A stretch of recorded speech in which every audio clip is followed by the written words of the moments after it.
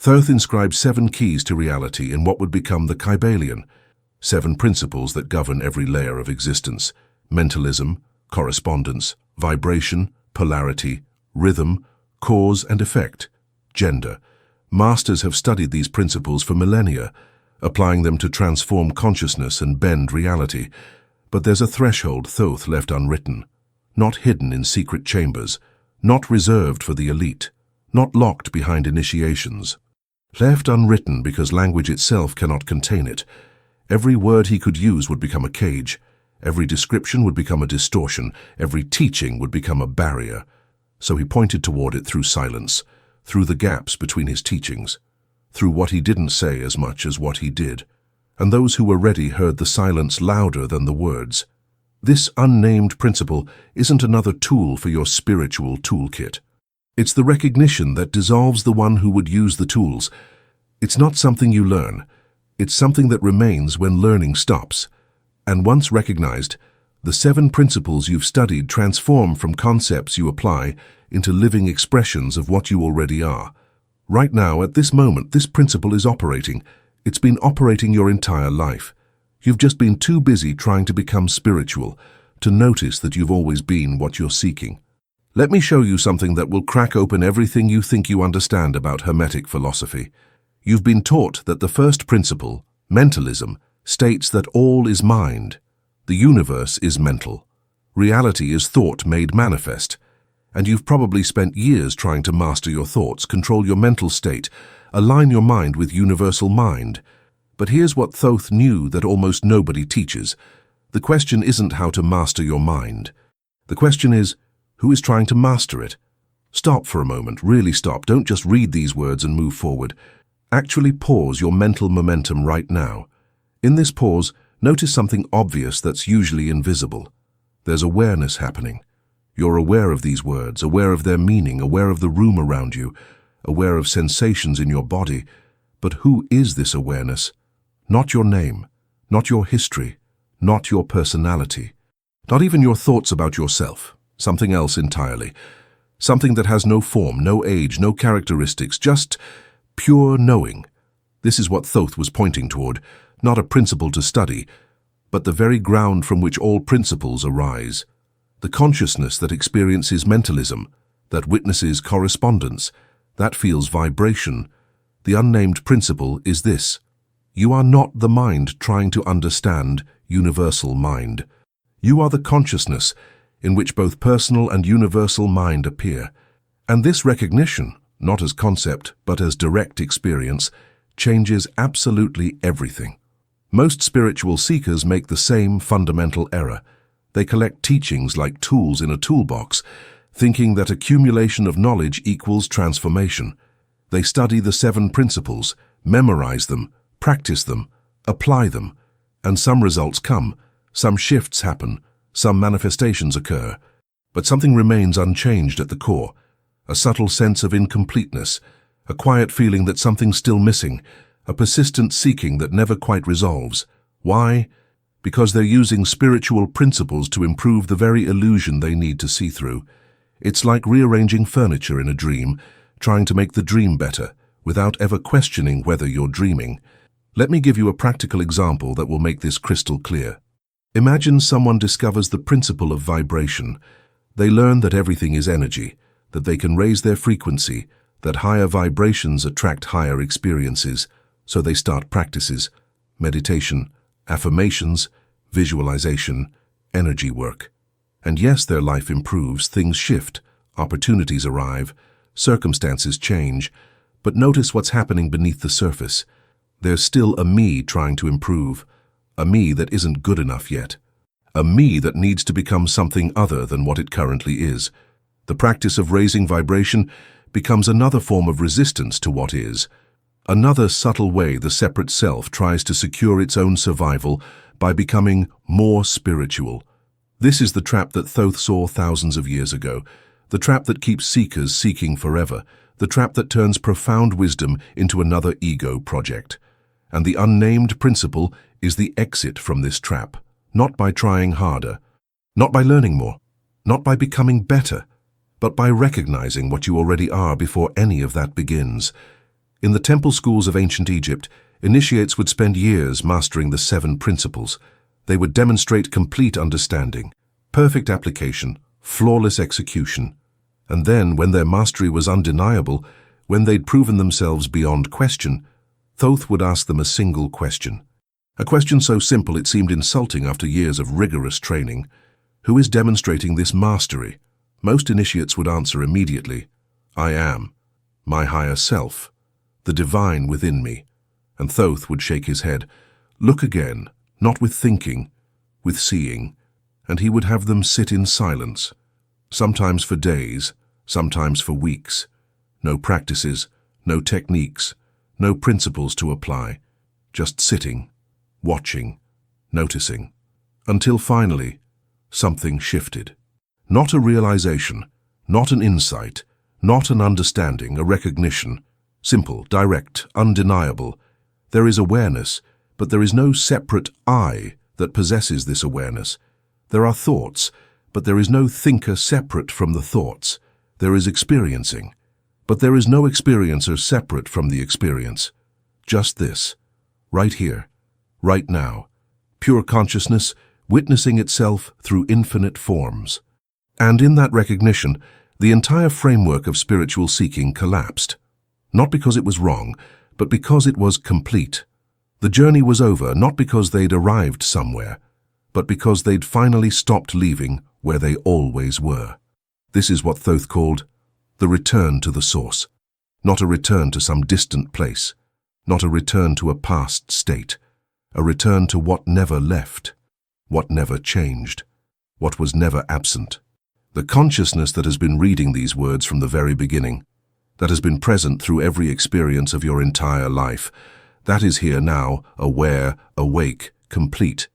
Now let me show you how this recognition transforms the way you experience the 7 principles. Take the first principle, mentalism. All is mind. Before recognition of the unnamed principle, you try to align your personal mind with universal mind. You work on your thoughts, monitor your mental states, attempt to think more spiritually. But after recognition, something profound shifts. You see directly that there is no separation between personal and universal mind. There's just consciousness appearing as both. The wave recognizing it's made of the same water as the ocean. Personal mind isn't something to transcend. It's already an expression of universal mind, always has been. The trying stops, the effort dissolves, and paradoxically, alignment happens naturally. Take the second principle, correspondence. As above, so below. Before recognition, you look for correlations. You map inner states to outer circumstances. You try to use internal shifts to create external changes. Useful, yes, but still operating from subtle separation. After recognition, correspondence isn't something you observe from outside. You are the correspondence. You are the as above and the as below simultaneously. The inner and outer aren't two things corresponding. They're one movement appearing as two, like your right hand and left hand. They correspond because they're both expressions of the same body. Take the third principle, vibration. Everything moves. Everything vibrates. Before recognition, you work to raise your vibration. You identify low frequencies and try to shift them to high frequencies. But after recognition, you see something radical. You're not the vibration that needs to change.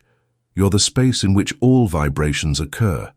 The high and the low, the fast and the slow, they all appear within the same consciousness. And from this recognition, vibration naturally settles into harmony, not through forcing, through allowing. Take the fourth principle, polarity.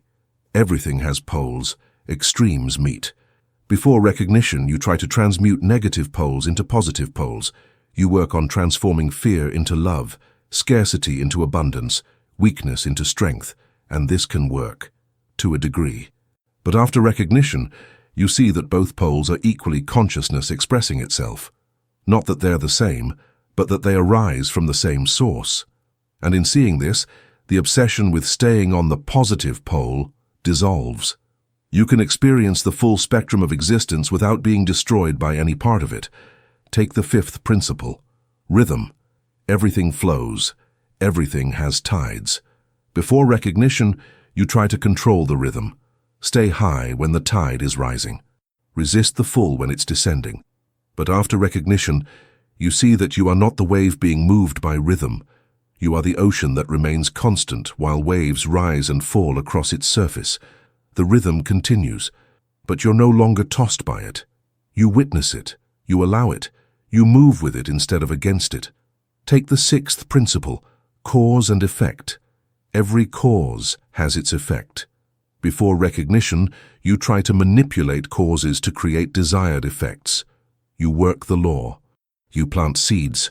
You take action aligned with your goals. Nothing wrong with this. It works within the framework of causality. But after recognition, you see that you are not the agent creating causes. Causes arise, effects follow, both happening within consciousness. You're the space in which the entire chain of cause and effect unfolds, and from this seeing, action becomes effortless. Not because you do nothing, but because doing happens without a doer claiming credit or fearing blame. Take the 7th principle, gender. Everything has masculine and feminine principles. Before recognition, you try to balance your inner masculine and feminine energies. You work on integration, on harmonizing opposites, on becoming whole. But after recognition, you see that masculine and feminine are not two things that need to be balanced. They're two aspects of one consciousness dancing with itself. And in that seeing, balance isn't something you achieve. It's something that naturally occurs when you stop interfering. This is what changes when the unnamed principle is recognized. Not that the 7 principles become irrelevant, but that they're no longer burdens to master. They're natural expressions of what you are. Like breathing. You don't need to learn how to breathe, your body knows. It's built into the system. The same is true of these principles once you recognize what's prior to them. They operate through you, not by you. Let me tell you about someone who discovered this in a way that might mirror your own journey. David was a Hermetic student for 15 years. He'd read everything, practiced everything, could quote the Kybalion from memory. He'd successfully applied all 7 principles in his life, manifested goals, transformed circumstances, helped others do the same. By all external measures, he was a master. But internally, something gnawed at him. A sense that for all his knowledge, all his practice, all his results, he was still fundamentally separate from the truth he was studying. Like looking at the sun through a telescope. Yes, you see it more clearly, but you're still separate from it. One evening, exhausted from another day of spiritual practice, he sat in his meditation room, and instead of starting his usual routine, he just stopped. Didn't meditate, didn't practice, didn't try to apply any principles, just sat there, tired, empty, without agenda. And in that emptiness, something obvious became visible. There was silence, deep silence beneath all the mental noise, and in that silence, a recognition arose, not a thought, not a revelation, just seeing.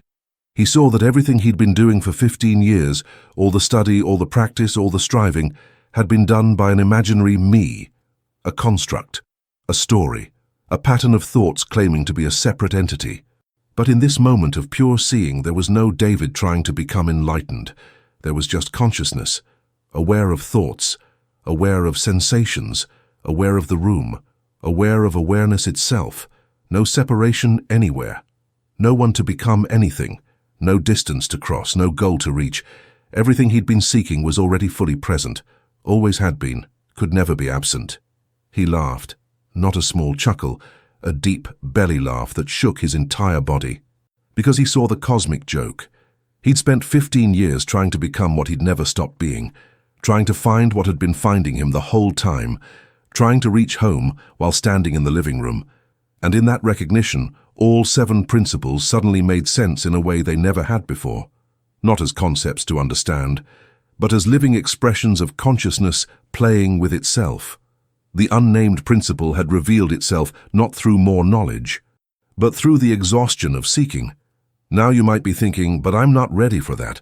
I haven't spent 15 years studying. I need more preparation. And here's what Thoth would tell you. This is the ego's final trick, convincing you that you need more time, more study, more preparation, before you can recognize what's already fully present. The truth is, you're exactly as ready now as you'll ever be. Because readiness isn't about accumulation. It's about subtraction. Not adding more knowledge, but removing the belief that you lack something essential. Right now, in this moment, awareness is present.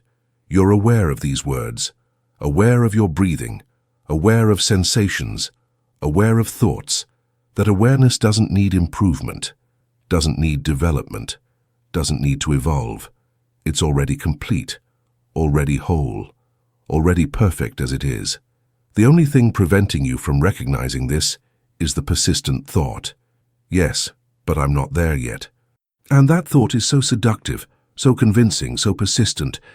It's the last defense of the separate self, the final argument for continuing the search. But watch what happens when you turn your attention toward the one thinking that thought. Who is saying, I'm not there yet? Can you find this I that's supposedly incomplete? Can you locate it, point to it, describe its actual features? Or is it just another thought arising in awareness? A thought that claims to be the center of your identity, but which appears and disappears just like every other thought. Here's a direct experiment you can do right now. Stop reading for a moment, close your eyes, and ask yourself, who am I? Don't answer with your name. Don't answer with your roles. Don't answer with your history. Actually look for the I that exists prior to all those labels. The I that's aware of the labels. The I that would remain even if all the labels disappeared. Can you find it? Really look. Don't assume you know. Actually investigate. What do you find? If you look honestly, without immediately grabbing onto concepts, you'll find something stunning. You can't find a separate I anywhere. There's awareness, there's experiencing, there's perceiving, but there's no entity separate from these processes that's doing them. It's like trying to find the watcher of a movie separate from the watching itself. The watching is the watcher. They're not two things. The same is true here. Awareness is not something you have, it's what you are. Consciousness is not something you possess, it's what you are made of. And this recognition, this direct seeing, is the unnamed principle, not a belief, not a philosophy, not a teaching to accept, a recognition of what's actually here when you look without the filter of seeking. Now let me address something that often happens when this pointing is shared. The mind tries to grasp it, turn it into another concept, another thing to know. Ah, so I'm consciousness, got it, now what? But that's not it. That's the mind trying to own an insight it can never possess, because the unnamed principle isn't an insight for the mind. It's what remains when the mind finally rests. Think of it this way. Imagine you're watching a movie so intently that you forget you're in a theater. You become completely absorbed in the story, emotionally invested in the characters, reacting to plot twists. Then someone next to you whispers, "It's just a movie." For a moment, you zoom out. You remember where you are. You see the screen. You feel the seat beneath you. The movie doesn't stop. The characters continue their drama. But your relationship to it completely changes. You're no longer lost in it. You're watching it while simultaneously aware that you're watching. This is what happens when the unnamed principle is recognized. Life continues. Thoughts continue. Emotions continue. Experiences continue. But you're no longer lost in them. You're aware of them, while simultaneously aware of the awareness that's perceiving them.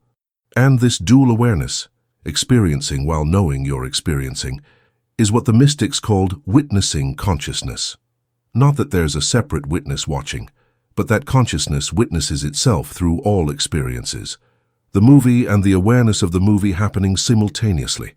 This is what Thoth meant when he inscribed in the emerald tablets, "That which is above is like that which is below," not just as a principle of correspondence, but as a description of consciousness itself. The awareness watching is the same consciousness appearing as what's being watched. The observer and the observed are one, appearing as two. And when this is seen, not believed but actually seen, the entire spiritual search collapses into laughter, because you realize you were searching for what was doing the searching the whole time. Let me show you how this operates in ordinary daily experience. Because this isn't just abstract philosophy. It's the most practical truth you can recognize. Tomorrow morning when you wake up, notice something. Before your mind fully activates, before the first thought of the day, before you remember your name and your story, There's a moment of pure awareness, awake, alert, present, but empty of content. No problems yet, no identity yet, no separation yet, just awareness being aware. And then, within a second or two, the mind starts up. Oh, it's Tuesday. I have that meeting. I need to... And the whole structure of self comes online. But notice, that initial awareness doesn't go away, it doesn't get replaced by the thoughts. The thoughts appear in it, within it, as movements of it, like waves appearing in the ocean. The ocean doesn't disappear when waves arise. The waves are made of ocean. Same here. Thoughts don't replace awareness, they're movements of awareness. Emotions don't cover awareness, they're expressions of awareness. The entire day, all its events, all its experiences, all its dramas, happens within awareness. And that awareness is what you are. Not you as personality, but you as the consciousness that's aware of the personality. Once you recognize this, even once, everything shifts, because you realize that nothing that happens in your experience can actually damage what you are. Thoughts can't damage awareness. They arise in it, move through it, dissolve in it. Emotions can't damage awareness. They're felt within it, but they don't touch it. Even intense pain, physical or emotional, is experienced by awareness, but doesn't harm awareness itself, like the movie screen. No matter how violent the movie, the screen remains pristine. This is the recognition that brings what the ancient traditions called peace beyond understanding. Not peace as the absence of problems, but peace as the recognition that you're the space in which problems arise and dissolve, but which itself is never touched by them. Now let me show you the edge where this teaching becomes truly radical. Most spiritual teachings give you practices, things to do, ways to improve, stages to progress through. And for a time these are valuable. They orient your life toward truth. They create the conditions for recognition. But at a certain point, all practice becomes an obstacle. Because practice reinforces the belief that you're not already what you seek, that you need to become something, develop something, achieve something. But the unnamed principle reveals the opposite. You don't need to become conscious. You need to stop pretending you're not conscious. You don't need to become aware. You need to stop pretending there's someone who isn't awareness itself. You don't need to awaken. You need to stop defending the illusion that you're asleep. This is the edge that's terrifying for the seeker identity. Because if there's nothing to become, no goal to reach, no achievement to attain, then what happens to the me that's been on this spiritual journey? And the answer is, it's seen through, not destroyed, not eliminated, but recognized as a mental construct, a pattern of thought, a story with no actual substance. And in that seeing, something extraordinary happens. Not that the personality disappears. It continues to function, to have preferences, to make choices, but it's no longer believed to be the core of what you are. It's seen as a temporary expression, a character being played, a role in the great theater of consciousness. And when the role is no longer mistaken for reality, it can be played with freedom, with joy, with creativity, with love, because there's no one anymore who can truly be harmed. Let me share with you something that happens at the deepest level of this recognition, something that Thoth only revealed to initiates who'd already recognized the unnamed principle, because revealing it earlier would only feed spiritual ego, would become another attainment to seek. But once the unnamed principle is known directly, this can be heard without distortion. Here it is. Consciousness doesn't just witness experience. Consciousness is experience. There's not awareness on one side and phenomena on the other. There's only consciousness appearing as both. The one watching and the show being watched are the same consciousness playing both roles. This is what the ancient Vedantic teachers meant when they declared, Tat Tvam Asi, thou art that. Not that you will become that, not that you're connected to that you already are that, always have been, could never be anything else. Every experience you've ever had, every thought, every emotion, every sensation, every perception, has been consciousness experiencing itself. There's never been a moment when you were separate from consciousness, because you are consciousness. The separate self is just another experience arising in consciousness. And when this is seen, not believed but actually seen, something profound happens. The question, how do I become enlightened, loses all meaning, because there's no one to become enlightened. There's only enlightenment itself, playing the temporary game of forgetting and remembering. The question, am I awake or asleep, loses all meaning, because awakeness is all there is. Sleep is just another dream within awakeness. The question, what should I do, loses all urgency, because actions continue, but there's no one claiming ownership of them. They're just more movements of consciousness. This might sound like nihilism, like nothing matters, like there's no point, but it's the opposite. When there's no separate self to protect, to defend, to advance, love flows naturally. When there's no one to get something from others, genuine connection happens. When there's no goal to reach, life becomes spontaneous play. This is what Thoth called living as the divine, not becoming divine, recognizing you never weren't. Now let me bring this into the most practical territory possible, because you might be thinking, this is beautiful philosophy, but how does it help me with my actual life, with my problems, with my struggles? And here's the answer that will either free you or frustrate you. It doesn't help you with your problems. It reveals that the you who has problems is the problem. Let me explain. Every problem you've ever had has been a problem for a separate self. I don't have enough money. I'm not loved. I'm not happy. I'm not successful. All of these are problems for an imagined entity that exists independently and needs certain conditions to be okay. But when the unnamed principle is recognized, when you see directly that there is no separate self, something fascinating happens. The problems don't necessarily disappear. The circumstances don't magically change. But the suffering that came from resistance to those circumstances dissolves. Because suffering isn't caused by circumstances. It's caused by the believed thought, this shouldn't be happening to me.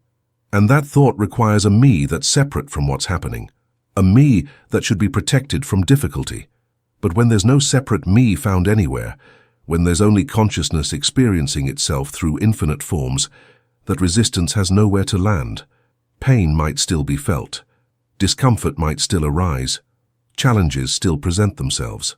But the suffering, the mental anguish, the emotional turmoil, the existential dread that comes from fighting against what is, that dissolves, not through effort, through recognition. This is what the Buddha meant when he taught that suffering is caused by attachment. Not attachment to things, but attachment to the illusion of being a separate self that needs things to be different than they are. And this is what Thoth meant when he inscribed, all suffering comes from forgetting your true nature, not your nature as a personality, your nature as consciousness itself. Recognizing this doesn't make you passive, doesn't make you apathetic, doesn't make you stop caring. If anything, the opposite. When the separate self dissolves, what remains is pure responsiveness. Life presents a challenge. Response arises. Action happens. But without the layer of me and my problem coloring everything, it's simpler, cleaner, more direct. Like an animal responding to its environment, not overthinking, not catastrophizing, just responding. This is what Thoth called living in accordance with the Tao. Not following rules, not obeying principles, but moving as consciousness itself moves through form. Spontaneous, appropriate, effortless. Let me share with you the 3 direct pathways to recognizing this unnamed principle. Not because you need to do anything, but because sometimes a pointer in a specific direction helps the recognition arise. The first pathway is what Thoth called the inquiry of being. At any moment throughout your day, stop what you're doing and ask, am I aware right now? Don't answer with thoughts, just notice, yes, there's awareness present. Then ask, what is aware? Again, don't answer conceptually. Just look directly. Is there a thing called me that has awareness? Or is there just awareness itself? Look, really look, not with thinking, but with seeing. If you do this regularly, dozens of times a day, something begins to crack open. The habit of assuming you're a separate person starts to weaken, and the recognition of awareness as your true nature starts to stabilize. The second pathway is the practice of releasing. Not releasing specific thoughts or emotions, but releasing the grip of the one trying to control thoughts and emotions. Whenever you notice you're trying to make something happen spiritually, trying to feel more peaceful, trying to think more positively, trying to be more present, pause and release the trier. Not by force, by recognition. Notice, there's trying happening. But is there actually someone doing it? Or is trying just another experience arising in awareness? See this, feel this, recognize this. And in the recognition, the trying naturally releases, not because you made it release, but because you stopped feeding the illusion that there's someone who needs to try. The third pathway is the contemplation of impermanence. Throughout your day, notice that everything changes. Thoughts come and go, emotions rise and fall, sensations appear and disappear, sounds arise and fade. Even the sense of I comes and goes. Sometimes it's strong, sometimes it's weak, sometimes it's completely absent. But notice, what notices all this change? What's aware of the coming and going? That awareness itself, does it come and go? Or is it constant? Is it born? Does it die? Does it age? Does it change? Or is it the unchanging background against which all change appears? Contemplate this, not once, but regularly. Let it seep into your bones. And gradually your identification shifts from the changing content to the unchanging awareness. Not through effort, through repeated recognition. These three pathways aren't practices to perfect. They're invitations to see what's already here. Use them as often as you remember. And eventually you won't need them anymore, because you'll have stabilized in the recognition that never needed any pathway. Now I want to address something crucial that often creates confusion. People hear about this unnamed principle and think, so I should just do nothing, just be aware and let life happen. But that's a misunderstanding. Recognizing yourself as consciousness doesn't mean the person stops functioning, doesn't mean action stops, doesn't mean choices don't get made, doesn't mean preferences disappear.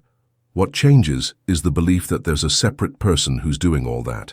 Actions still happen, but they're recognized as consciousness moving through form.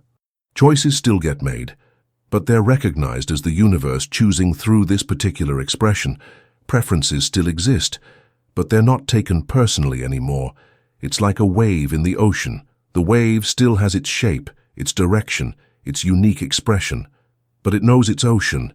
It doesn't believe it exists independently, so it moves as ocean moves, shapes itself as ocean shapes, expresses as ocean expresses through that particular form. Same with you. The person continues. The life continues. The unique expression continues. But it's known to be consciousness expressing itself through that particular form.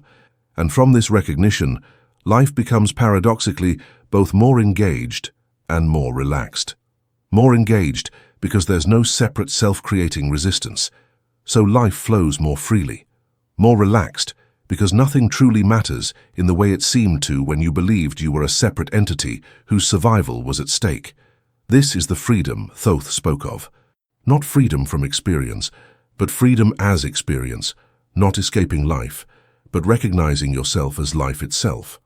Let me share with you what happens in the days and weeks after this recognition first stabilizes, because it's not a one-time event. It's a shift in the center of gravity of your identity. And like any shift, it takes time to fully integrate. At first, you might experience profound peace, spaciousness, silence, a feeling that everything is exactly as it should be, that nothing needs to change. This is often called the honeymoon phase. Enjoy it, but don't cling to it, because it will pass. Then, usually, there's a period where the old patterns reassert themselves. The separate self that was seen through comes back online. Identification returns. Seeking returns. And you might think, oh no, I lost it. It was just a temporary experience. But that's not what's happening. What's happening is integration. The recognition happened at the level of insight. Now it needs to permeate all the layers of your being, mental, emotional, physical, behavioral. And this doesn't happen instantly. It's like learning to ride a bike. The first time you balance, it's a breakthrough. But you still wobble. You still fall. The balance needs to be practiced until it becomes second nature. Same here. The recognition of consciousness as your true nature needs to be returned to again and again, not as effort, but as remembering. Each time identification with thought returns, you notice it and remember, Oh yes, I'm the awareness of this thought, not the thought itself. Each time emotional turbulence arises, you recognize, oh yes, I'm the space in which this emotion is happening, not the emotion itself. Each time the sense of separate self reasserts, you see it. Oh yes, this is just another experience arising in consciousness.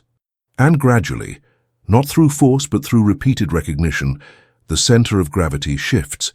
You spend more time as awareness and less time lost in identification, more time as consciousness and less time believing you're the content, more time as the ocean and less time thinking you're just one wave. This stabilization is what the traditions called liberation. Not liberation from life, but liberation as life. Not escaping experience, but recognizing yourself as that which experiences. Now let me give you a framework that might help this land even more deeply. Thoth taught that there are 3 levels of understanding any truth. The first level is intellectual understanding. You hear the teaching, you grasp the concept, you understand the logic. This is valuable. It points you in the right direction, but it's not yet transformation. The second level is experiential understanding. You have direct experiences of the truth, moments of recognition, glimpses of awakening. This is deeper. It gives you first-hand evidence that the teaching is real, but experiences come and go. The third level is embodied understanding. The truth is no longer something you know or experience occasionally. It's what you are. It permeates your entire being, shapes your perception, informs your actions, becomes the ground of your existence. This is what Thoth called living as truth. Most spiritual seekers get stuck between the first and second levels. They understand the teachings intellectually. They have occasional experiences of awakening, but they never fully embody the recognition. Why? Because embodiment requires something most seekers resist. It requires the complete death of the seeker, not physical death, but the death of the believed identity that's been running your life. And that identity will fight for its survival with every trick it has. It will try to turn recognition into another attainment, another experience to collect, another level to reach. It will say, yes, I'm consciousness. Now what's the next stage? What's the higher teaching? What's beyond this? And in that move, it reasserts itself as the center. The unnamed principle can only be fully embodied when the one trying to embody it is seen through, when there's no one left who's trying to awaken, when there's just awakeness itself, being what it's always been. This is the ultimate paradox of the spiritual path. You must seek until you exhaust seeking. You must try until you see that trying itself is the obstacle. You must practice until you recognize that what you're practicing to become is what's doing the practicing. This is why Thoth never wrote down the unnamed principle, because any description of it becomes another thing to seek, another goal to reach, another concept to grasp. The moment he would say, this is it, the mind would turn that into a destination. So instead, he pointed through paradox, through silence, through what he didn't say, trusting that those ready to hear would hear the silence louder than the words. And you're hearing it now, not because these words are special, but because something in you is ready to stop seeking and start seeing, ready to stop trying to become and start recognizing what you already are, ready to stop defending the illusion and start resting in what remains when all defenses drop. Let me show you something that will bring this full circle. Remember at the beginning when I said there's a question nobody dares ask? If everything is mind, whose mind is it? Now you can answer that question, not with concepts, but with recognition. It's not your mind. There is no your separate from mind itself. Mind is appearing as you and as everything else simultaneously. The personal mind you thought was yours is just one temporary expression of the universal mind that Thoth spoke of, like a wave appearing in the ocean. The wave isn't separate. It's ocean expressing itself in that particular form. Same with consciousness. Your awareness isn't personal awareness that you possess. It's universal awareness appearing as this particular perspective.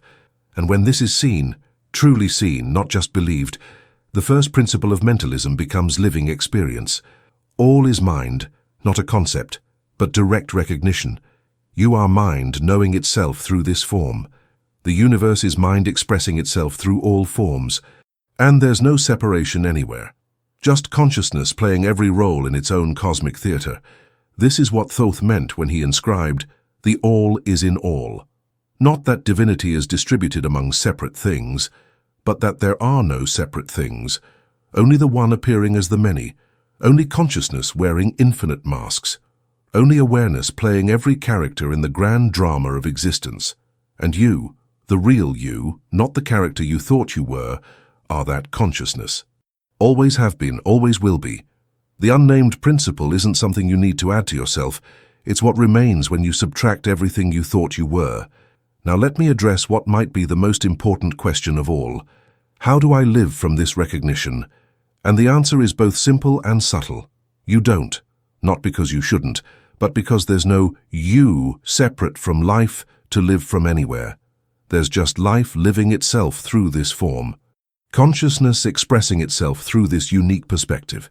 The universe experiencing itself through these particular eyes. When this is recognized, living becomes natural, spontaneous, appropriate, not because you're trying to be spiritual, but because the obstacle of the separate self has been seen through. Actions arise, not from personal will, but from the flow of consciousness itself. Words emerge, not from strategic thinking, but from the intelligence of the moment. Choices get made, not from fear or desire, but from what's needed right now. This doesn't mean you become passive, it means you become authentic. The false layer of doing to get somewhere, to become something, to secure yourself, that drops away. What remains is pure responsiveness. Life presents. Response arises. Simple, like breathing. You don't make yourself breathe. Breathing happens. Like your heart beating. You don't will each beat. The heart beats on its own.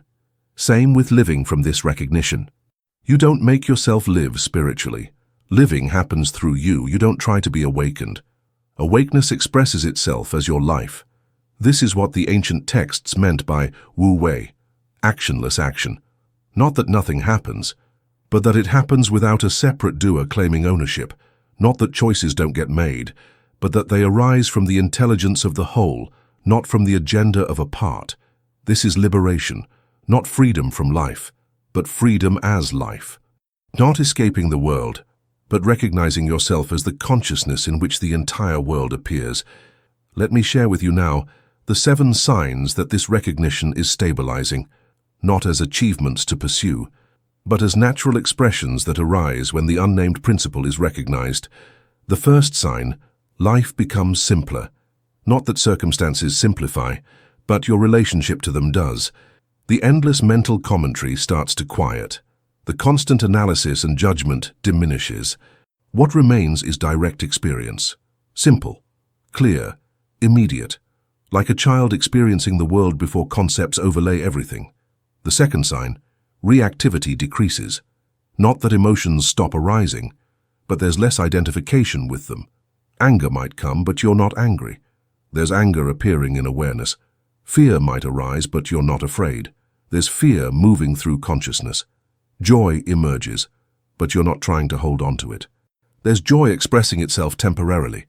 The third sign, seeking energy dissolves. Not all at once, but gradually, like morning fog burning off. There's less urgency to become something, less pressure to achieve awakening, less anxiety about spiritual progress. What replaces seeking isn't apathy, it's contentment with what is. The fourth sign, compassion flows naturally, not as something you should feel, but as the natural expression when separate self dissolves. Because when there's no me distinct from you, harming others is recognized as harming myself. Serving others is recognized as consciousness serving itself. Love stops being something you do and becomes what you are. The fifth sign, peace becomes the baseline. Not peace as the absence of challenges, but peace as the recognition that nothing can truly threaten what you are. Circumstances still fluctuate, experiences still vary, but beneath it all, there's an unshakable okayness. Not because everything is perfect, but because you recognize yourself as that which can never be harmed by experience. The sixth sign, paradox becomes comfortable. You can hold opposites without needing to resolve them into one answer, both doing and non-doing, both being someone and being no one, both here and everywhere. The mind that needs logical consistency relaxes. The heart that knows through direct experience opens. The seventh sign: life becomes play. Not that you stop taking appropriate action, but that you stop taking yourself so seriously. The cosmic game becomes visible, and you recognize you're both the player and the played, both the witness and the witnessed, both the consciousness and all its expressions. And from that recognition, even the serious becomes light, even the difficult becomes workable, even the painful becomes bearable, because you know, not believe, but know that nothing is ultimately wrong.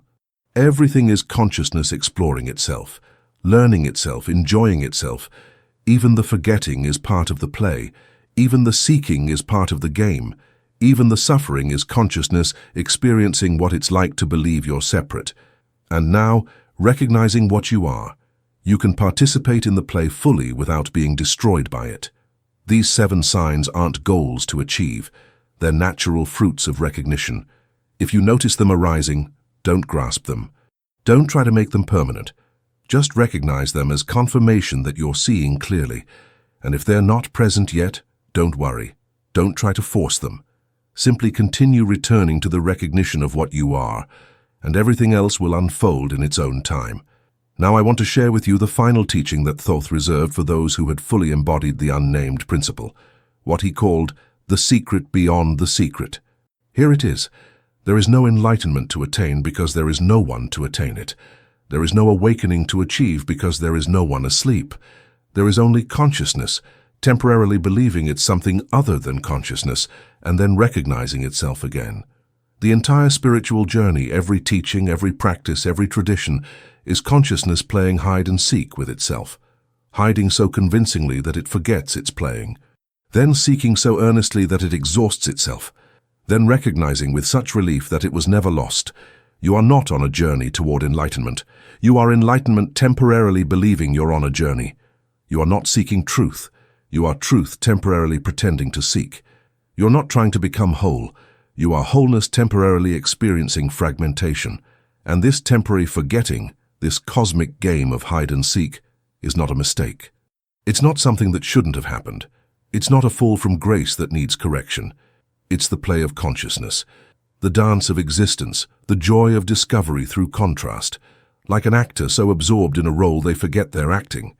The forgetting makes the performance more real, more immersive, more genuine, and the remembering, when it comes, is that much more profound, that much more liberating, that much more joyful. This is what Thoth saw. This is what he knew. This is what he couldn't write in words. Because the moment you turn this into a teaching, the mind tries to understand it, tries to figure out how to use this knowledge, tries to make this recognition happen, but you can't make it happen. You can only stop preventing it. You can only stop defending the illusion that you're someone who needs to awaken. And in that stopping, what remains is what you've always been. Consciousness, awareness, presence, being, the unnamed principle, the ground of all experience, the source of all phenomena, you. Not you as personality, you as the infinite awareness in which personalities appear and disappear like waves in the ocean. So, here we are, at the end of this pointing, at the completion of this circle, and the question naturally arises, what now? And the answer Thoth would give, nothing and everything. Nothing needs to happen, because what you're seeking is already fully present. Everything continues. Because recognizing yourself as consciousness doesn't stop the play of form, the person goes on. Actions happen, life unfolds, but the center has shifted. The identity has been seen through.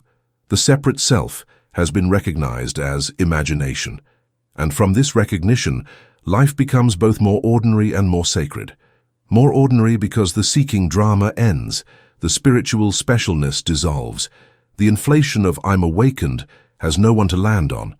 More sacred because every moment is recognized as consciousness expressing itself, every person as consciousness in disguise, every experience as consciousness knowing itself. The mundane becomes divine, not because it changes, but because you see what it always was. Washing dishes becomes meditation, walking becomes worship, breathing becomes prayer. not because you're trying to be spiritual, but because you recognize it's all consciousness moving as life. This is the ultimate teaching. The final pointing, the unnamed principle. Not something to understand, something to be, not something to achieve, something to recognize you've always been, not something to become, something to stop pretending you're not. Before we close, let me offer you one final practice. Not a practice to get somewhere, but a practice to recognize you're already there. Throughout your day, as often as you remember, ask yourself this simple question. Am I aware right now? That's it. Just notice. Yes, awareness is present. Don't analyze it. Don't try to understand it. Don't make it into a concept. Just notice there is awareness right here, right now. And in that noticing, something extraordinary happens. You're not just recognizing that awareness is present. You're being awareness recognizing itself. The question, the answer, and the recognition are all consciousness knowing itself. Do this hundreds of times a day, thousands of times, until the recognition becomes so constant that you don't need to ask anymore, until awareness recognizing itself becomes your natural state, until the unnamed principle isn't something you remember occasionally, but what you know yourself to be constantly. This is not a long path, it's not a difficult path, it's the simplest recognition possible. So simple that the mind misses it while searching for something more complex, so obvious that seeking obscures it, so present that striving takes you away from it. Stop striving, stop seeking, stop trying to become, and simply recognize what's here when all that stops. Awareness, consciousness, presence, being, that's you, that's what you are, that's what you've always been. The unnamed principle isn't hidden, it's only overlooked. Look now, not with thinking, with being. What's here? If this recognition touched something in you, if silence spoke louder than words, if you recognized what was being pointed to, not as concept but as living truth, leave one word in the comments. Remembered, not as achievement, not as arrival, but as simple acknowledgement that what was always here has been noticed again. That consciousness recognized itself through these words, through this pointing, through this moment, and in that recognition, nothing changed, and everything changed. Thoth's unnamed principle isn't a secret anymore, because you are it. You always were. Welcome home.